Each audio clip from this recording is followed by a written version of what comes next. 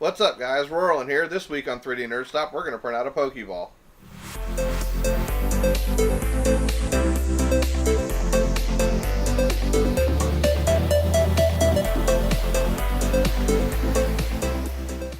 Alright, guys, here we go. Here's the Pokeball that we're going to print out today. This is a pretty cool model. He has a couple videos on how to put it together, so I'll put it together at the end of mine, but y'all can watch these if you'd like.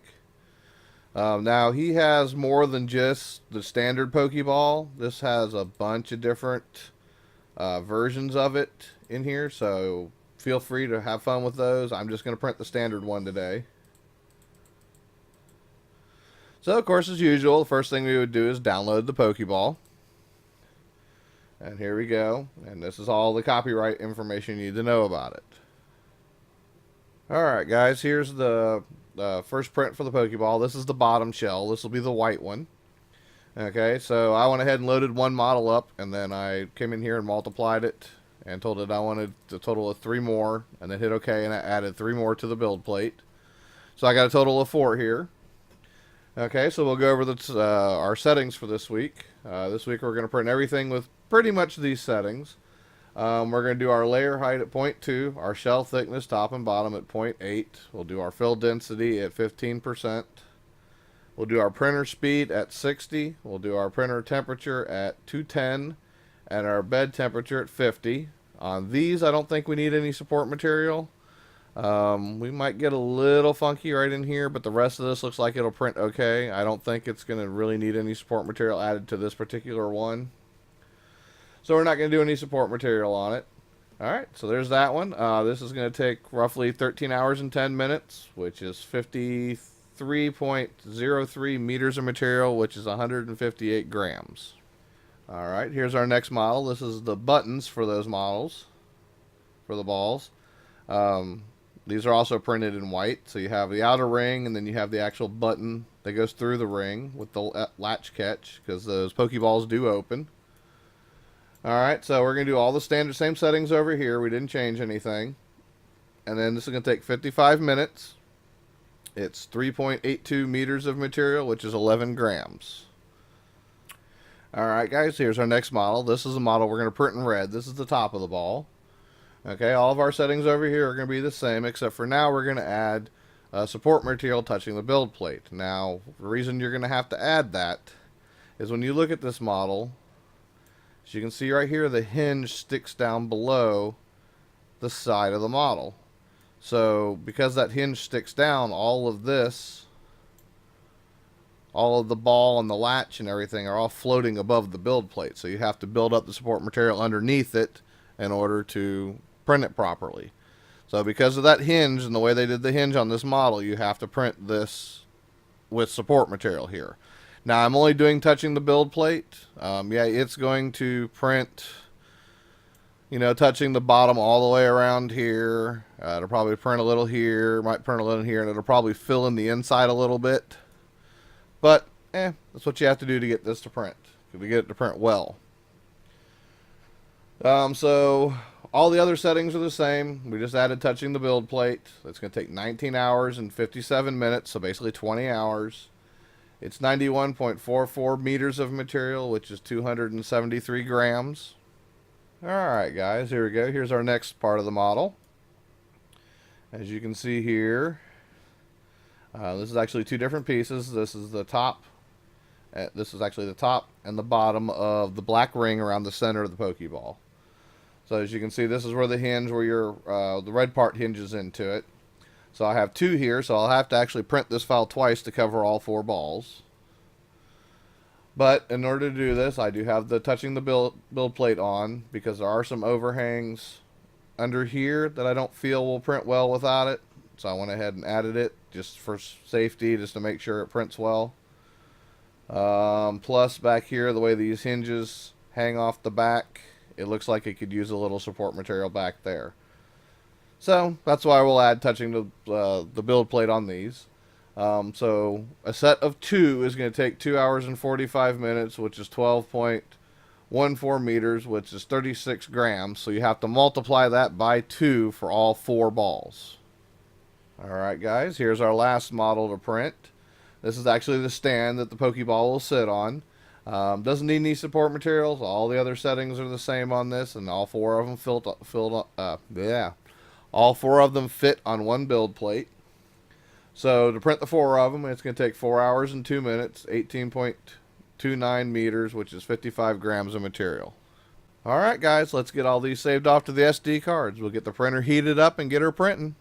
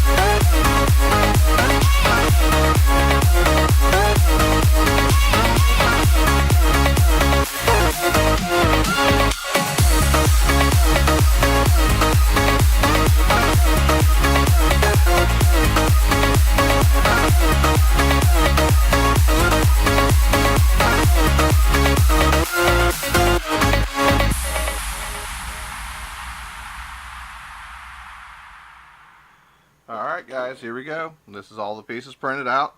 We're good to go. So what we'll do now is we'll assemble it. This is a fairly simple model to assemble. Now there is one thing you will need, is you're going to need a pen or something that has a spring in it, like a mechanical pencil or whatever. You're going to need the spring out of the pen for this model.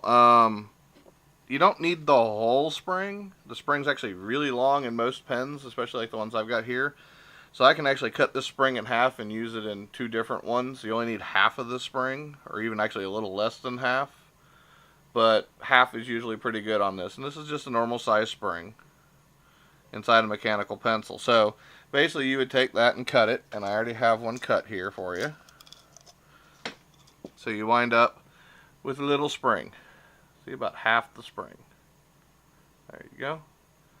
See, so we have about half a spring, which is about all we need. Okay, so what we can do with that, the first thing we're going to do is we're going to put the button together. So you take the button. Now as you can see, the button printed out okay. None of them printed out perfect. Let's see if we can get it to focus on it here real quick. There we go. As you can see, it printed out okay. It's a little funky right here. And that just has to do with the way this model was set up on the build plate to print. The button, because it's rounded, and it didn't print well the way it was set up to print on the build plate. I'm not sure how I would change that. I might play with it and cut the button free from the ring, because the way it's set up, as you saw, is the ring prints like this and the button prints like this, and they're in one model. So if I separate the two of them, I could probably take this and lay it flat or turn it upside down and put it on the button or something and make it print maybe a little better. What I might do to it, if I was to modify this, would be to lay the button flat and then angle the front of it here a little bit so it doesn't need support material here. But if you angle this up so it doesn't need support material on the top of the button, you'll never see that inside the ring because, well, as long as you leave it thick enough, you'd never see it. So you could have an angle on the back side of the button up here that would make it so you don't need support material between these two pieces, and you could lay it flat. But I have not taken the time to modify this model yet, and I don't know that I will take the time to do it. We'll have to see. But that being said, so let's continue putting it together. So it has a little notch in the back here for you to put the spring in. And of course, if you go to Thingiverse, there's a video of the guy putting this together, which is how I know to do all this. He did a really good video on putting it together, so his will probably be better than mine. So you put the spring in the back there.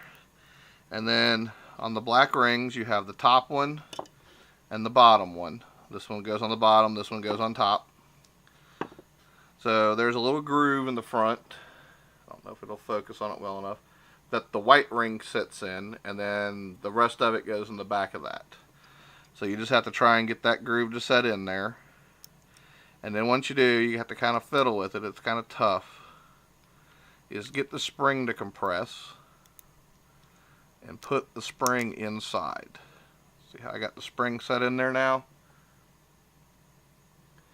Now that I have that there, I can take the top here and I can put it over it. And get the two pieces together like so.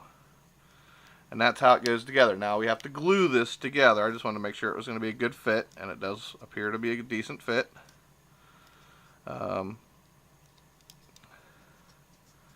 Looks good, so we'll take it and we'll put some glue on it. Now the hard part will be, of course, as soon as I try and open this, the spring's going to come flying out. Oh, it didn't. We got lucky. The spring stayed put.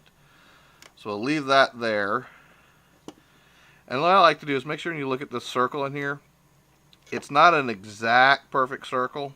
So if you turn the ring, you can eventually get it to where it looks like it lines up really nice. I mean, it's really close to a perfect circle, so it's really hard to tell any difference. But every once in a while, you can get it to slightly look just a little bit better than the time before. But you don't really have to worry about that. The spring's the important part here. So we take that, we'll take our glue, and we will glue these two halves together. Smear that all the way around, because we want it to glue all the way around. Be careful not to get any glue inside here, because we don't want to glue the button in place. So we just want it around the perimeter.